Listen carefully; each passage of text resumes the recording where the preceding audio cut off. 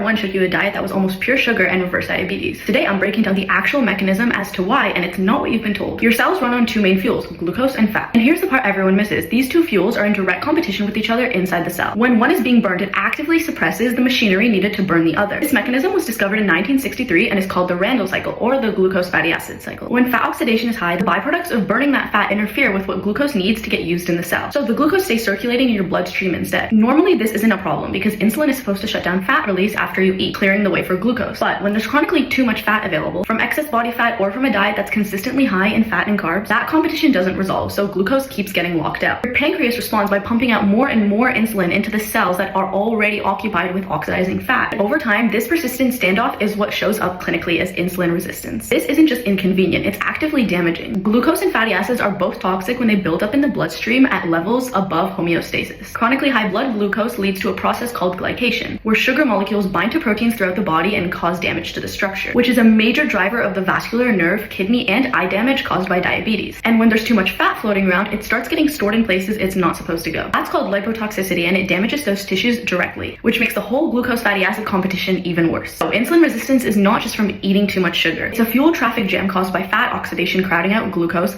vice versa, and the buildup on both sides becoming toxic to the tissues around it.